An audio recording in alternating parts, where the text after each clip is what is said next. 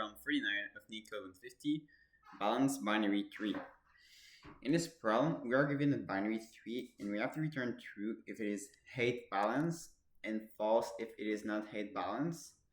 A height balanced binary tree is defined as a binary tree in which the left and the right subtree of every node differ in height by no more than 1. So for example, in the example 1, we have first or node 1, which has two childs, okay? Child 2 has no child itself, and child 3 has one grandchild, which is 4, okay? Um, you can see that when we are at 3, we have a left side with a length of 1 and a right side with a length of 0. This is a delta 1, so it has a difference of 1, which is acceptable because it tells us explicitly that the height can be 1 or 0. All right, on 2, well, on the child 2, both sides are 0, so the difference is 0. We're great. And on 1, the left side has a length of 1 and the right side has a length of 2, so the difference overall is going to be 1, which is acceptable.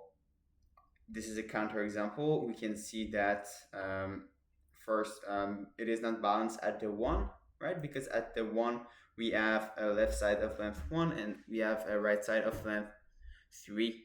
And same thing for the 3. The 3 itself is not balanced because it has a left side of length 2 and a right side of length 0. All right. So conceptually, what we can do, we can actually brute force this and go see every node. And for every node, we can use recursion with depth first search to find the length of the right and the left branch. Okay. Problem is finding the length using recursion and depth first search is itself an operation with a time complexity of big O of n, and we have to do this for every single node if we start from the top, meaning that it's going to give us an overall time complexity of big O n squared, which is quite expensive. So one thing that we are going to do instead is that we are going to start from the bottom. So let's say we start from 8th, and what we are going to do is that we are going to check on the right and the left side, and we want to see if there is a difference greater than 1. So you can see that the left side and the right side both are basically 0, right? So for this particular example, we are going to return the 1 plus the maximum of each side. Each side is 0, so it's going to be 1, right? So here we have 1, and we can actually pass this 1 to the 5. So we know that on it might not be super clear here, but the 5 has a left child which is 8th and the right child is non-existent, but we know that the left child has a 1, right? So it has the length of 1. So at 5 we know that the difference between the left side and the right side is not any greater than 1. So we know that this is correct. It can exist. So we are going to return 1 plus the maximum value of the right side and the left side. So it's going to end up being 2. Okay, so we're going to carry 2 here.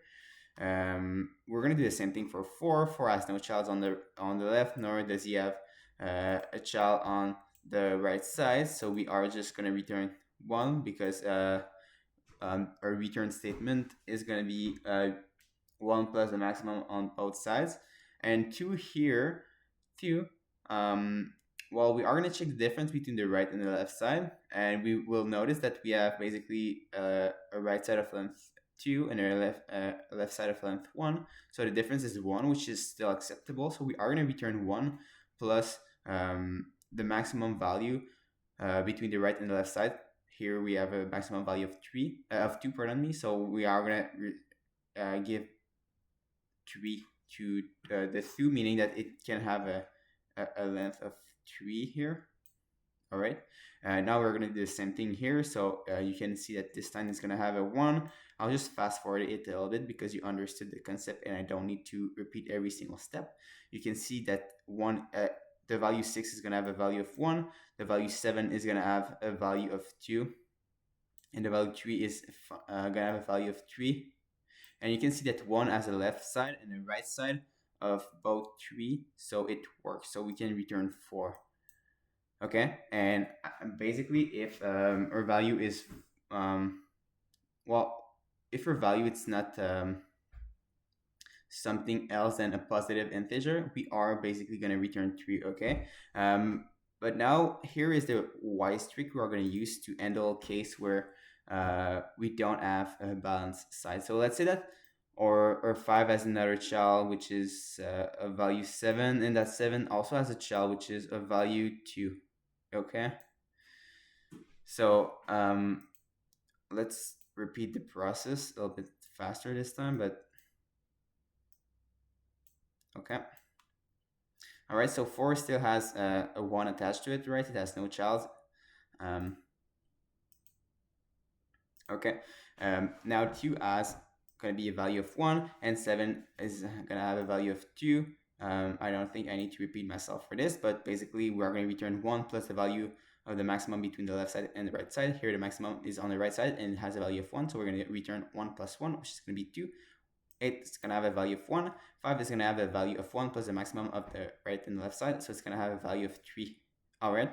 Now at 2, we notice that the difference between the right side and the left side is 2. So instead of returning 1 plus the maximum, which is 3, 4, we are going to return just -1, okay? And -1 is going to be like a clue that this left side of the tree is not balanced, all right? So if it was 4, okay, let's say that we keep it as 4, for example, because we know that this length, this entire side here is 4. All right, so let's just imagine that we keep it as 4, and our other side is still going to be 3, so that's not going to change.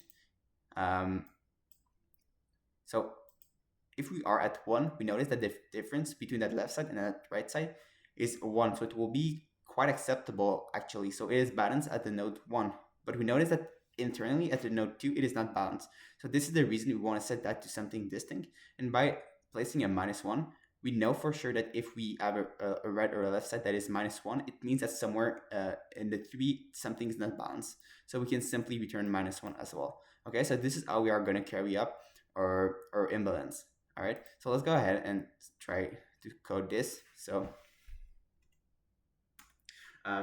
first thing that we want to do is basically to create our depth first search function within this is balance function. So we are going to create a nested recursive function. So we are going to call this DFS.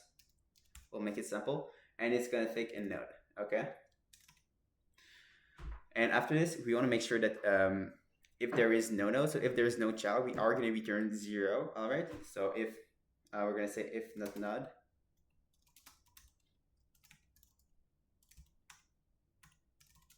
All right, we're going to return 0. Great. So this is the first case. After this, we are going to call our recursive calls. So we are going to say that left is equal to DFS of node.left. And what we're going to be willing to do, we want to check if the values to the left is already 1, it's already -1. So if it is already -1, it means that we are carrying somewhere in the deeper layer of the tree, so an imbalance. So we have to return that imbalance. So we're going to say if left, right, is equal to -1, we're simply just going to continue this. So we are going to return -1 as well. So we are going to respect that imbalance and carry it up. So we are going to do the same thing with the right side. So right is going to be equal to a recursive call where we call node that's right. All right.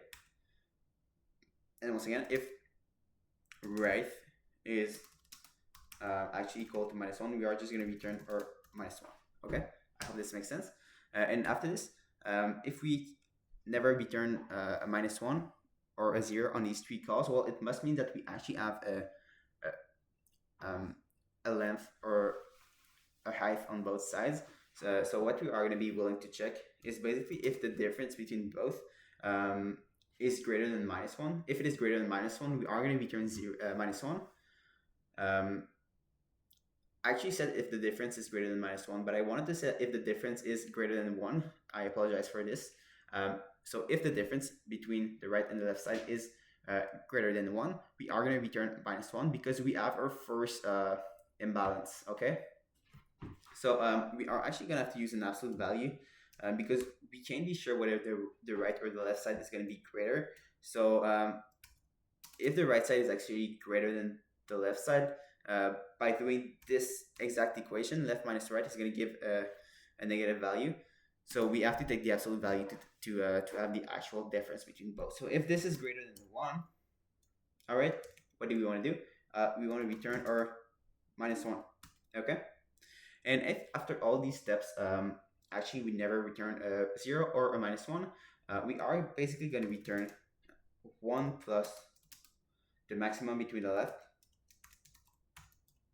and the right. Oh, excuse me. There you go. Okay. That's it. Now we can actually return DFS. And what do we want to check? We want to check basically if we have something else than -1. If we have -1, it means that something is not balanced. Otherwise, it means that we have something balanced. So we are just going to return DFS. And we're going to give him the root at first. And we're going to say if this is not equal to -1, so return true if it is not equal to -1. Otherwise, it is not balanced. All right. So this code should work perfectly. Okay, we're going to test that out. Hopefully it's going to work. And there you go. All right. So I hope you learned from this video, and I hope to see you in the next one.